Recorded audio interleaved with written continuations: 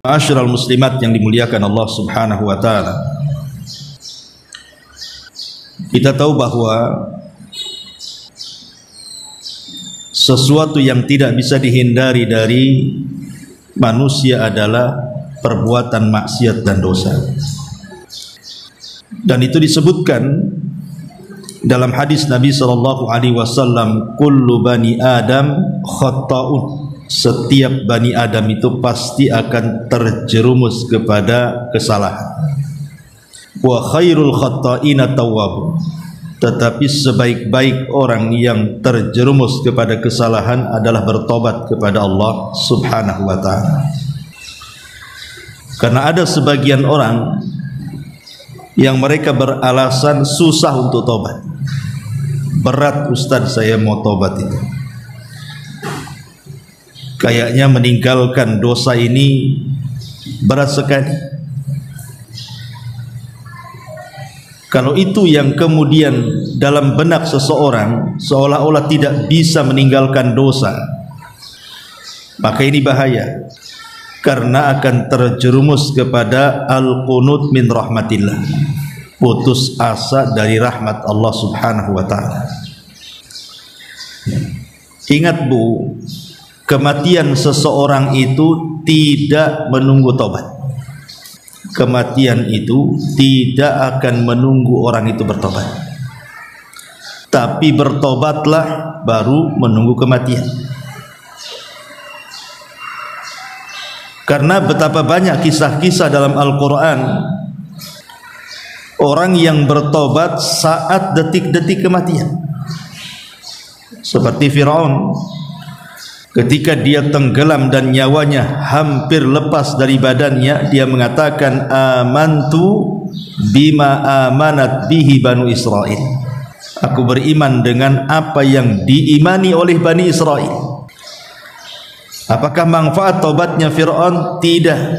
Karena ada dua waktu ketika tobat itu masih diterima. Pertama, ketika nyawa belum sampai di tenggorokan. Yang kedua, ketika matahari belum terbit dari arah barat.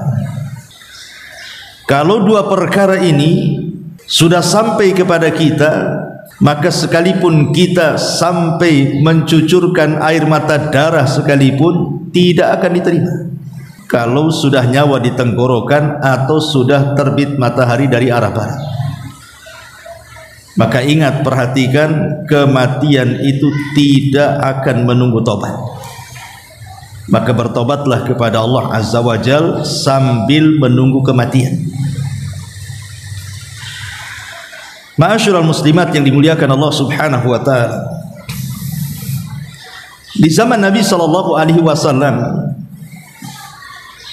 ada anak muda datang kepada Nabi sallallahu alaihi wasallam kemudian mengatakan, ya Rasulullah, i'zan li bizina. Rasul, izinkan aku untuk berzina. Maka Nabi sallallahu alaihi wasallam mengatakan kepada anak muda ini, dekatkan badanmu kepadaku, sampai akhirnya lututnya menyentuh lutut Nabi. Kata Nabi sallallahu alaihi wasallam, sudikah kamu kalau seandainya orang tuamu yang perempuan atau ibumu dizinahi orang, atau saudarimu dizinahi orang, atau putrimu dizinahi orang, atau bibimu dizinahi orang? Apakah kau izinkan? Apakah kau redha dengan laki-laki yang menzinahi ibumu, putrimu, bibimu, saudarimu? Maka laki-laki ini mengatakan, tidak wahai Rasul, kalau aku di posisi dia, aku tidak akan redha. Maka Nabi SAW, sebagaimana mereka tidak redha apabila ibunya dizinahi, apabila putrinya dizinahi, apabila saudarinya dizinahi dan bibinya dizinahi, maka begitu juga orang-orang yang kau zinahi, keluarganya tidak redha. Maka kemudian laki-laki ini akhirnya bertobat kepada Allah Azza wa Jalla. Dari sini kita katakan bahwa laki-laki ini kan seolah-olah ingin berbicara dengan kita bahwa dia tidak sanggup meninggalkan dosa zina. Maka siapapun yang beralasan saya tidak sanggup meninggalkan dosa, dusta. Anda bisa meninggalkan dosa itu, asal ya tadi ada kemauan yang kuat seraya mengambil sebab, kemudian tawakal dan begitu seterusnya, pasti dengan mudah kita meninggalkan dosa. Makanya nanti saya akan sebutkan tip-tipnya yang disebutkan para ulama, bagaimana caranya kita terlepas dari dosa dengan mudah. Jadi tidak ada alasan kalau ada orang mengatakan saya tidak bisa meninggalkan dosa. Bisa, tidak ada yang nggak bisa, karena dosa itu kan ditimbulkan dari 3 arah. Pertama, hawa nafsu. Hawa nafsu inilah yang menjadikan kita ini melakukan sebuah maksiat dan dosa. Wa inna nafsala ammaratun bisu. Terkadang jiwa ini selalu merintahkan kita untuk melakukan keburukan. Yang kedua, syaitan. Syaitanlah yang kemudian berusaha kita ini berbuat jahat, kemaksiatan dan dosa. Kemudian yang ketiga, sahibus su, teman yang jelek, teman yang jahat, yang selalu menarik kita untuk seperti dia. As-sahibu sahib, kata orang Arab, bahwa teman itu terkadang menarik seseorang. Kalau dia baik maka dia akan menarik kepada kebaikan, kalau dia jahat pasti akan menarik kepada kejahatan. Lah, setelah kita tahu sumber daripada kenapa kita maksiat, kalau tidak ada hawa nafsu ataupun syaitan atau teman yang buruk, di sini kita cari solusinya. Bagaimana caranya kita menundukkan hawa nafsu, bagaimana caranya kita menundukkan syaitan, dan bagaimana caranya kita tidak berkawan dengan kawan-kawan yang jahat. Maka kita akan terhindar dari perbuatan maksiat dan dosa. Taib, masyarul muslimat yang dimuliakan Allah Azza wa Jalla, ada 10 langkah yang para ulama menyebutkan tentang bagaimana caranya seseorang itu dengan mudah meninggalkan dosa. Yang pertama, al-i'tiraf bil khata'i. Akui bahwa kita ini memang makhluk yang senantiasa melakukan dosa. Jangan merasa suci. Kita ini makhluk yang berlumuran dosa. Makanya Nabi Allah Adam alaihi salatu wassalam ketika diturunkan dari sorga ke bumi, yang pertama kali dia mengakui dosanya, bahwa dia sudah bersalah kepada Allah. Apa kata Adam alaihi salam? Rabbana zalamna anfusana. Ya Rabb, kami memang melakukan kezaliman atas diri-diri kami. Jadi yang pertama, akui bahwa kita ini melakukan dosa. Baru kemudian kata Adam alaihi salatu wassalam, fa illam taghfir lana wa tarhamna lanakunanna minal khasirin. Kalau engkau tidak memberikan ampunan kepadaku dan tidak memberikan kasih sayangmu kepadaku, tentu kami termasuk orang yang rugi. Ini yang pertama, akui bahwa kita ini melakukan dosa. Ma'asyiral muslimat yang dimuliakan Allah Subhanahu wa taala, kalau ibu datang ke dokter, kemudian ibu tidak cerita penyakit ibu, mana bisa dokter mengobati ibu? Datang ke dokter ditanya, penyakit apa bu? Diam aja. Penyakit apa bu? Diam saja. Gimana dokter mau tahu ngasih solusi kalau kita diam saja? Tapi kalau ibu ceritakan nih penyakitnya 1, 2, 3, 4, pasti dia akan carikan resepnya kan, supaya penyakit kita sembuh. Lah, mengakui penyakit di hadapan dokter itu sama dengan mengakui dosa di hadapan Allah. Nanti Allah kasih solusi itu. Akui dulu dosa di hadapan Allah, bahwa kita ini orang zalim, kita ini orang yang berbuat dosa. Akui di hadapan Allah Azza wa Jalla. Jangan merasa kita ini suci gitu maksudnya. Nanti Allah berikan taufik. Nanti Allah bimbing. Sesama makhluk saja dokter kepada pasien membimbing, masa Allah tidak membimbing kita? Maka akui dosa di hadapan Allah Subhanahu wa taala. Kemudian yang kedua, ingatlah bahwa ada kesudahan setelah kematian. Ada kesudahan setelah kematian. Artinya di akhirat itu cuma ada 2 tempat. Kalau orang tidak masuk surga, ya masuk neraka. Mau kemana lagi? Karena cuma 2 aja di akhirat. Milih mana, ibu masuk surga ataukah milih masuk neraka? Kan pilihan di tangan kita. Coba berpikir, hanya gara-gara kenikmatan sesaat di dunia, dengan di atas kemaksiatan kepada Allah Azza wa Jal, tiba-tiba kita tidak berpikir soal surga neraka. Di dunia ini sampai kapan kita hidup? Kan ada batasnya, Bu ya. Kata Nabi SAW, umur umatku berkisar 60 sampai 70 tahun saja. Artinya kan ada batasnya di sini. Jangan pula kemudian kehidupan yang terbatas kita menikmati di atas kemaksiatan, akhirnya kemudian menjadi penyesalan seumur hidup kita juga, harus masuk neraka. Bahkan ada sebagian mereka yang harus dikekalkan di dalamnya, naudzubillah. Coba ingat bahwa di sana ada surga dan ada neraka.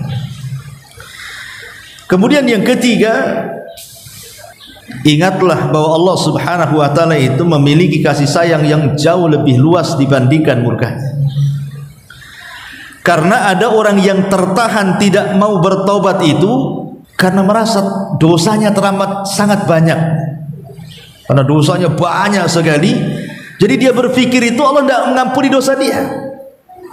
Justru sudah sering saya katakan, Bu, orang yang putus asa dari rahmat Allah Subhanahu wa taala lebih besar dosanya dibandingkan maksiatnya. Kalau ibu banyak melakukan maksiat nih, macam-macam maksiat lah mamanya kita lakukan, entah zinahnya, entah macam-macam lah, judi, khamar dan lain sebagainya, dari segala maksiat yang ada di dunia ini. Kemudian dia ketika hendak bertobat, kemudian dia merasa dosanya terlampau banyak, akhirnya takut bertobat, putus asa. Maka ulama mengatakan putus asa sendiri adalah lebih besar dosanya dari dosa yang sudah dia lakukan. Kenapa? Karena itulah yang dikehendaki syaitan, supaya kita jangan tobat. Memang setan sengaja ngasih was-was sama kita itu supaya kita jangan bertobat, sehingga terjerumus kepada dua kali dosa. Pertama, dosa yang ia lakukan. Yang kedua, dia terjerumus kepada dosa yang lebih besar dibandingkan dosanya, putus asa dari rahmat Allah, sehingga akhirnya dia sama sekali tidak mau bertobat kepada Allah Azza wa Jalla. Ini bahaya ya. Maka ingat bahwa rahmat Allah itu luas. Allah akan mengampuni siapapun yang datang bertobat kepada Allah Azza wa Jalla. Kemudian yang keempat, al-isti'anatu billah, minta pertolongan kepada Allah. Jangan sok kuat, jangan merasa kuat saya bisa meninggalkan maksiat. Enggak, Anda tidak bisa meninggalkan maksiat kecuali taufik dari Allah. Makanya minta pertolongan kepada Allah, sebab isti'anah, meminta pertolongan kepada Allah, itulah modal kekuatan kita meninggalkan dosa. Sekecil apapun dosa, Bu, kalau Allah tidak berikan taufik, ibu tidak bisa meninggalkan dosa itu. Apalagi dosa besar. Dosa kecil saja kalau tidak mendapatkan taufik, pertolongan dari Allah, tidak mungkin kita bisa meninggalkannya. Maka minta pertolongan kepada Allah supaya Allah Subhanahu wa taala memudahkan langkah kita untuk meninggalkan dosa-dosa tadi. Kemudian juga yang kelima, dan ini yang paling penting juga, as-sidqu fit taubah, berusaha jujur. Memang kita ingin bertobat, bukan karena ketahuan orang akhirnya bertobat, bukan karena tekanan orang sehingga kita mau bertobat, bukan karena ini dan itu, tidak. Memang jujur dari lubuk hati yang paling dalam, kita tidak mau lagi melakukan maksiat itu. Sebab kejujuran inilah yang akhirnya Allah Subhanahu wa taala bisa menilai apakah tobatnya itu dusta ataukah tobatnya itu jujur. Karena ada orang yang kemudian bertobat itu karena paksaan. Dipaksa suami suruh pakai jilbab, akhirnya pakai jilbab kan. Dipaksa suami suruh sholat, akhirnya sholat. Dipaksa suami untuk meninggalkan maksiat, akhirnya meninggalkan maksiat. Lah, ibu ini bertobat karena Allah atau karena suruhan suami, kan begitu. Berarti kalau karena suruhan orang, tobat kita ini tidak jujur. Makanya coba tanamkan kejujuran. Memang kita ingin bertobat kepada Allah supaya Allah menghilangkan dosa-dosa kita. Ini yang menjadikan sebab taufik turun ini. Ma'asyiral muslimat yang dimuliakan Allah Subhanahu wa taala. Kemudian yang nomor 6, yang nomor 7, nomor 6, al-iktsaru minal a'malis salihati. Perbanyak amal soleh. Jadi kalau ibu memang jujur tobatnya, maka amal soleh yang tidak pernah ibu kerjakan atau yang dulu pernah dikerjakan kemudian ditinggalkan, mulai lagi. Jadi setelah ibu taubat itu mulai lagi. Dulu pernah sholat, kemudian meninggalkan sholat, sekarang kapok, maka lakukan sholat lagi, tambah lagi dengan sunnah-sunnah. Dulu mungkin suka menggibah orang, setelah bertobat kemudian sekarang tidak lagi. Bahkan sekarang berbuat baik lagi sama orang, antara makanan tetangga, ngasih hadiah ke kawan, berbuat baik kepada orang yang digibahi. Begitu ya, supaya apa? Supaya keburukan kita dengan amal soleh itu dihapuskan. Kata Nabi SAW, wa'at bi'is sayyi'atal hasanata tamhuha, ikutilah perbuatan burukmu dengan kebaikan, niscaya kebaikan itu bisa menghapuskan keburukan. Di zaman Rasul ada anak muda mengatakan, ya Rasulullah, aku tadi berdua-duaan dengan seorang wanita yang tidak ada mahram. Ku pegang, ku peluk, ku cium, tapi aku tidak berzina besar. Maksudnya tidak berzina dengan kemaluan. Ya hanya berkhalwat, pacaran bahasa kitanya, pegang-pegang, peluk-peluk, cium-cium, tapi tidak sampai berzina besar. Berzina dengan farji tidak. Apa kata Nabi SAW? Asallaital jama'ata ya fulan, asallaital asra jama'atan ya fulan. Apakah engkau tadi sholat asar jamaah bersama aku, kata Rasul? Tadi kamu ikut sholat jamaah, sholat asar tadi. Maka anak muda itu mengatakan iya. Maka Rasul mengatakan, idhab wa qad ghafarallahu lak, pergi, Allah sudah ampuni dosamu. Lihat, hanya semata-mata sholat berjamaah. Laki-laki ini dikatakan Rasul, pergi, kau sudah diampuni dosa. Dari sini juga ada syariat, kalau seandainya orang itu melakukan dosa, segera sholat taubat kan itu.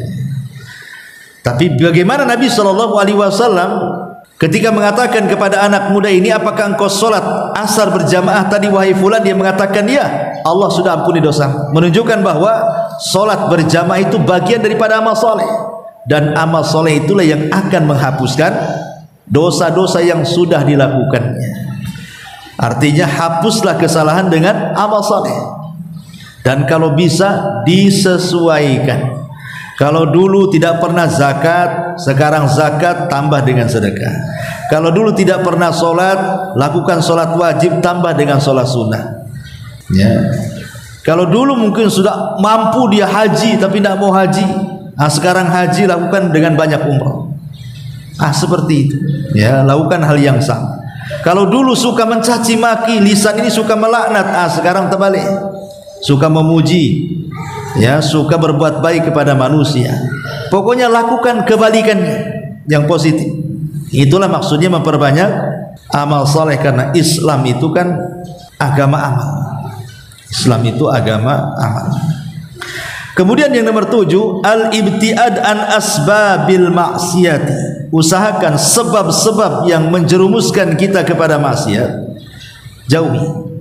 Apapun. Kalau lantaran ibu, pamannya ada tetangga yang memang ratu gibah di komplek ini, tahu tuh ratunya gibah, ya janganlah datang ke ratunya. Ya nanti ibu jadi CS-nya pula kan itu. Maksudnya sebab-sebab yang bisa melakukan dosa tinggalkan. Ini kalau saya main ke rumah ini pasti gibah, jangan main. Ya, ibu pegang handphone nih. Ini kalau saya nelpon kawan ini memang tujuannya bagus nih, mau silaturahim, nanya kabar. Tapi biasanya kalau lama nanti gibah orang, enggak usah nelpon dulu. Pokoknya sebab-sebab, seperti Allah mengatakan wala taqrabuz zina. Jangan dekat-dekat zina. Artinya dekat saja tidak boleh, apalagi berzina. Makna dekat di sini artinya hal-hal yang menjerumuskan kepada zina. Dari wasilah-wasilah itu tinggalkan wasilah. Kalau gara-gara handphone kita berzina, buang handphonenya. Kalau majalah, gara-gara baca majalah, melihat gambar-gambar porno dan yang lainnya mengakibatkan kita berzina, jangan dibaca, tinggalkan. Pokoknya wasilah apa saja, wasilah apa saja. Ini biasanya kalau utang, nanti kalau bayar sulit, jangan utang. Nanti biasanya kalau sudah tak bayar, bohong pula dia. Habis bohong, benci pula ketemu dengan orang yang sudah berbuat baik sama dia. Ya. Jadi di sini maksudnya al-ibtiad, dan ini sebab yang paling besar ya. Kalau ingin meninggalkan maksiat ya memang harus menghindari sebab-sebab yang dengan sebab itu akhirnya kita bermaksiat. Ini yang nomor 7. Kemudian yang nomor 8, istisyar muraqabatullahi azza wa jalla. Berusaha untuk merasa kita ini diawasi Allah. Dengan kata lain, malu sama Allah. Masa kita malu sama manusia tapi tidak malu kepada Allah? Umpamanya ibu berzina di depan orang, malu nggak? Malu. Ya. Ibu nyopet di hadapan orang, nyopet umpamanya di minimarket, nampak di CCTV, sengaja memang ibu itu nampak, kan malu, viral pula pakai cadar nyopet, ya kan? Coba kemudian ibu mencaci maki depan orang, malu.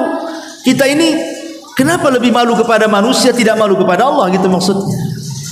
Kita bisa malu loh di hadapan manusia ketika kita maksiat, kita ketahuan. Lah hari-hari Allah mengetahui maksiat kita, kok kita tidak malu? Atau mungkin sebaliknya Bu, kalau ibu dipuji orang, oh ibu ini Masya Allah baik, senang kita. Ibu ini rajin, sholatnya rajin, taklimnya, itu besar kepala Bu. Ya. Kalau dipuji manusia. Lah sekarang kalau kita meninggalkan maksiat, Allah yang memuji kita, kenapa tidak bangga? Dan ketika kita maksiat, kenapa Allah tidak memandang kita, kita tidak malu kepada Allah? Jadi kalaupun kita tidak lebih atau melebihkan rasa malu kita kepada Allah, kata para ulama ya, walaupun kita tidak bisa melebihkan rasa malu kita kepada Allah dibandingkan manusia, minimalnya samalah. Sebagaimana kita malu kalau kita maksiat di depan orang, begitu juga kita malu kalau kita bermaksiat di hadapan Allah. Minimalnya sama. Kalau kita tidak bisa melebihkan Allah di atasnya. Karena hanya dengan itu yang paling mujarab ya, yang paling mujarab orang meninggalkan maksiat itu ini. Kalau kita sudah merasa malu kepada Allah seperti malunya kita di hadapan manusia, itu paling cepat itu. Itulah namanya muraqabah itu namanya. Muraqabah itu artinya merasa diawasi Allah Subhanahu wa taala. Sebagaimana Ibrahim bin Adham yang sudah saya ceritakan, ada anak muda yang mengatakan, ya Imam, bagaimana caranya saya tidak dilarang maksiat? Kata Imam Ibrahim bin Adham, gampang, lakukan 5 perkara. Kalau engkau bisa melakukan 5 perkara, silakan maksiat. Kata anak muda ini dengan senang, ya kalau gitu apalah sebutkan wahai Imam. 1, kata Ibrahim bin Adham, kau boleh maksiat, tapi di bumi yang bukan bumi Allah, bisa? Kau boleh maksiat, tapi jangan pernah memakan rezeki Allah. Kau boleh maksiat, tapi di tempat yang Allah tidak melihatmu. Kau boleh maksiat, asal ketika kau sedang sakaratul maut, kau ngomong sama malaikat maut, jangan kau matikan aku sampai aku taubat. Kau boleh maksiat, kalau nanti di akhirat malaikat Zabaniyah menyeretmu ke neraka, kau katakan kepada dia, jangan seret aku ke neraka, masukkan aku ke surga. Kalau engkau bisa melakukan 5 perkara, silakan maksiat. Gimana caranya coba? Jangan maksiat di bumi Allah. Bumi mana yang bukan milik Allah? Jangan silakan maksiat, tapi jangan memakan rezeki Allah. Rezeki mana selain daripada rezeki Allah? Enggak ada. Silakan kau maksiat, kata Ibrahim bin Adham, tapi jangan bermaksiat di tempat yang Allah tahu. Tempat mana yang Allah tidak tahu? Semua Allah tahu. Itulah namanya muraqabah di sini. Merasa diawasi artinya menanamkan perasaan malu. Malulah kepada Allah minimalnya seperti malunya kita kepada manusia. Kalau kita berzina di hadapan orang malu, kenapa di hadapan Allah tidak malu? Ingat Allah tahu, walaupun ibu kunci, walaupun ibu gelapkan, walaupun tidak ada manusia, ibu di hutan, tetap Allah tahu. Manusia bisa ibu dustai, Allah tidak mungkin ibu dustai. Maka ini yang ke-8, istisyar muraqabatullah. Hadirkan perasaan bahwa kita sedang diawasi Allah sehingga tertanam perasaan malu. Kemudian juga yang nomor 9, al-iktsar min dzikrillah. Perbanyak zikir kepada Allah Azza wa Jalla. Karena zikir ini bisa menghapuskan dosa kita, terutama istighfar, astagfirullah, astagfirullah, astagfirullah gitu. Karena zikir ini bisa menghapuskan dosa-dosa kita. Walaupun dosa kita ini sebanyak buih yang ada di lautan, kan kata Rasul. Barang siapa yang membaca subhanallah bihamdi 100 kali, maka dia akan dihapusi dosanya walaupun dosanya sebanyak buih yang ada di lautan, katanya. Jadi zikir ini jangan dianggap enteng. Walaupun amalannya ringan, mudah, siapapun bisa melakukannya, yang kecil, yang besar, yang laki-laki, yang perempuan, yang sakit, yang sehat, yang kaya, yang miskin, yang di rumah, yang di luar rumah, yang mukim, yang safar, semua bisa dilakukan zikir ini. Karena zikir itu tidak harus mengeluarkan harta. Tidak seperti haji harus mengeluarkan harta. Tidak harus mengeluarkan gerakan seperti sholat. Tidak harus berlapar-lapar seperti puasa. Tidak harus kemudian juga mengumpulkan gerakan dan harta. Nah, zikir ini cukup ngomong saja. Tapi lihat pahalanya luar biasa, bisa menggugurkan dosa.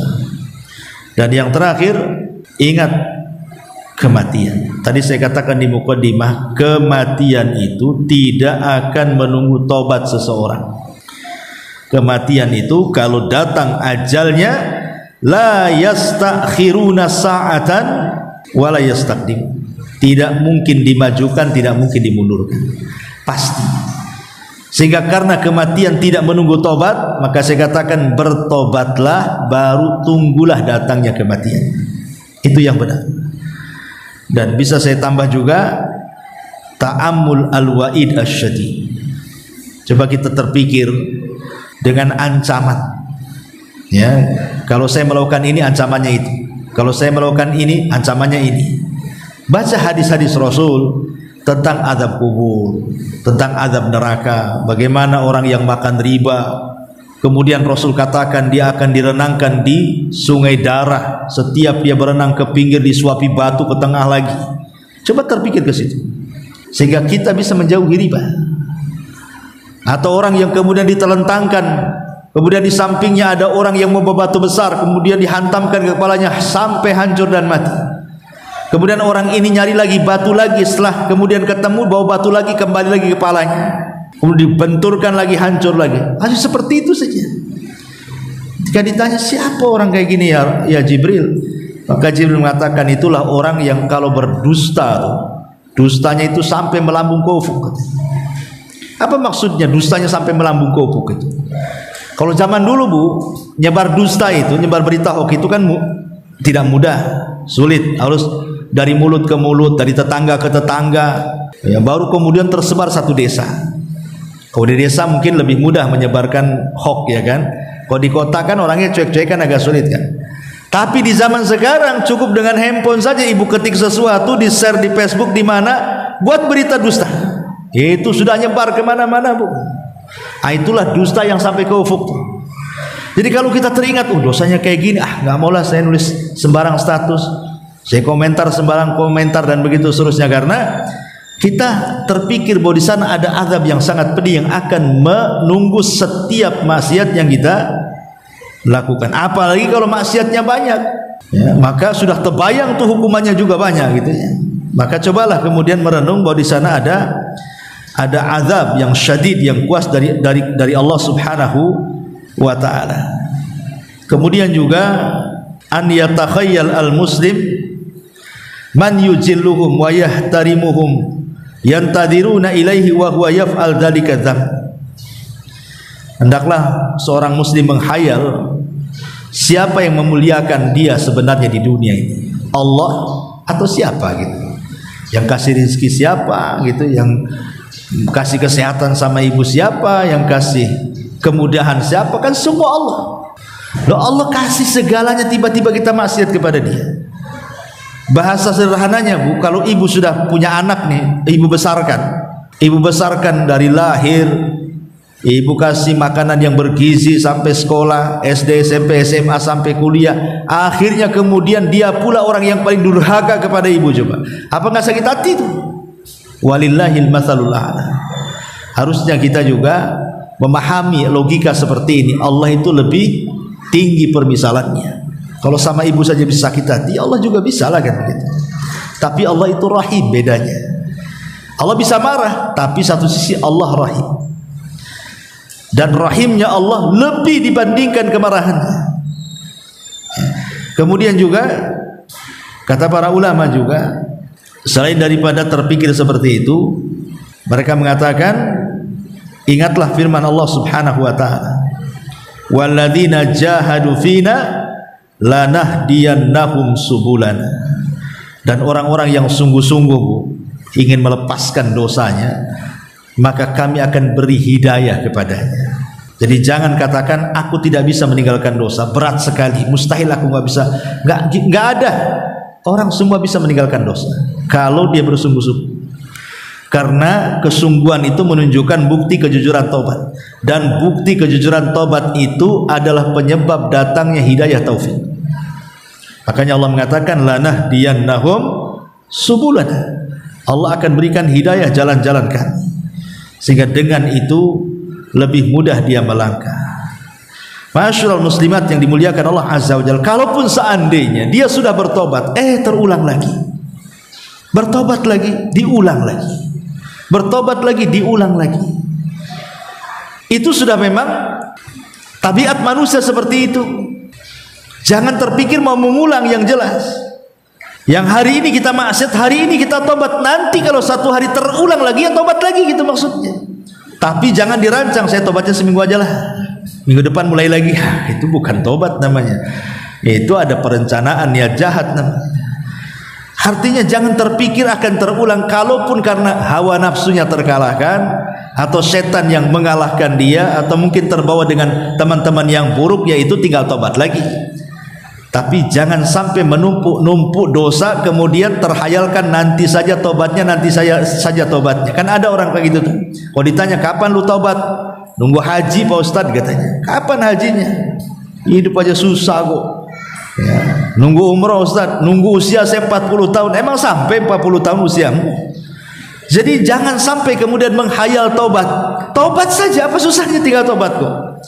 Tobat saja, kalau seandainya besok kau terjerumus lagi itu urusan lain. Tobat lagi. Karena Allah Subhanahu wa taala itu yuhibbut tawwabina wa yuhibbul mutatahhirin. Allah suka dengan orang yang tobat, dan Allah suka dengan orang tobat. Tidak mungkin orang tobat itu kecuali karena melakukan dosa. Walaupun tobat itu tidak mesti harus melakukan dosa. Tapi umumnya orang tobat itu karena dosa. Dan Allah cinta dengan tobat. Allah sayang dengan orang-orang yang bertobat. Bahkan Allah itu lebih bahagia. Dalam hadis Nabi SAW mengatakan, lillahi Allah lillahi Allah Subhanahu wa taala sangat senang, sangat bahagia ketika melihat ada hamba-hambanya yang bertobat kepada Allah Subhanahu wa taala. Lillahi asyaddu farahan. Allah itu sangat bahagia bitaubati abdihi, dengan tobat hambanya, hina yatubu, ketika dia bertobat, ilaihi, kepada Allah, min ahadikum, dibandingkan salah seorang di antara kalian, kana ala rahilatihi bi ardi falat. Ada seseorang yang safar kemudian nyasar di padang pasir, fang falatat minhu wa alaiha ta'amuhu wa syarabuh. Tiba-tiba ketika dia membawa unta dan seluruh perbekalannya di atas unta, makan minumnya di situ, ketika dia sedang istirahat, untanya pula hilang. Kemudian fa'aisa minha, dia pun cari sana cari sini, dia putus asa karena sudah tidak ketemu. Sementara tidak ada yang bisa dimakan, tidak ada yang bisa diminum, karena semua ada di atas untanya, untanya sudah hilang. Dan posisinya di padang pasir, mau kemana di padang pasir? Panas luar biasa. Akhirnya kata putus asanya, lah mati aja lah aku lah. Ketika dia tertidur kelelahan, setelah lama dia tidur, dia terbangun, rupanya untanya jilati mukanya. Bahagia enggak? Bahagialah ya. Orang ini kan nggak melakukan safar, Bu, sementara perbekalannya di atas unta. Nyasar di padang pasir. Padang pasir bukan kayak jalan Batam ini 2 meter ada warung Padang, 2 meter ada warung, macam-macam warung kan gitu. Padang pasir mana ada. Ketika dia nyari untanya sana sini gak ketemu, wah, ada matilah saya. Tahu-tahu ketika dia tertidur dijilati pula mukanya. Oh, kok ada di sini apa enggak? Bahagia, saking bahagianya dia salah ucap ketika berdoa. Allahumma anta abdi wa ana rabbuk. Ya Allah, engkau adalah hambaku dan aku Rabbmu. Saking bahagianya salah ngomong, ya. Tapi nggak ada masalah kan, itu kan salah ngomong saja kan, saking bahagianya terkalahkan dengan kebahagiaannya, akhirnya salah ngomong dan mengatakan ya Rabb, engkau adalah hambaku, aku pula Tuhanmu. Kenapa? Karena min syiddatil farah, salah dia karena bahagianya. Tapi kata Rasul, orang ini bahagia luar biasa, saking bahagianya salah ngomong. Tapi Allah lebih bahagia dengan tobatnya seorang dibandingkan orang ini yang sudah hampir putus asa karena kehilangan makanannya. Jadi dari sini menunjukkan bagaimana orang yang bertobat itu adalah kebahagiaan tersendiri bagi Allah Subhanahu wa taala. Maka saya akhiri dengan ayat Qul ya ibadiyalladzina asrafu ala anfusihim la taqnatu min rahmatillah innallaha yaghfiru dzunuba jami'a innahu huwal ghafurur rahim. Katakan, wahai hamba-hambaku, orang-orang yang mereka melampaui batas terhadap diri mereka. Kenapa kalimatnya melampaui batas kepada diri mereka? Kenapa tidak disebut dosanya saja? Artinya di sini kalimat asrafu ala anfusihim, yang mereka melakukan atau melampaui batas terhadap diri mereka. Karena tingkatan dosa manusia itu banyak. Ada yang sedikit dosanya, ada yang banyak sekali, ada seumur hidup dia melakukan dosa kemudian tobat. Tetapi Allah katakan la taqnatu min rahmatillah. Sekalipun kita ini melakukan semua dosa, tetap jangan putus asa dari rahmat Allah Subhanahu wa taala untuk bertobat. Kenapa? Innallaha yaghfiru dzunuba jami'a. Karena Allah mengampuni semua dosa. Innahu huwal ghafurur rahim. Dia adalah zat yang maha ghafur. Ghafur itu bukan hanya sekedar mengampuni, tetapi ghafur itu artinya Allah mengampuni dan Allah juga menutup aibnya. Itu mana ghafur, ya. Makanya Bu, kalau ibu berdoa minta ampun, jangan berhenti mengatakan ya Ghaffar, ya Ghaffar ighfirli, ya Ghafur ighfirli. Karena kita bukan hanya semata-mata minta diampuni dosa saja kan Bu. Kalau bisa aib kita juga ditutup. Kalau bukan karena Allah yang menutup aib kita, tidak ada manusia yang menghormati kita.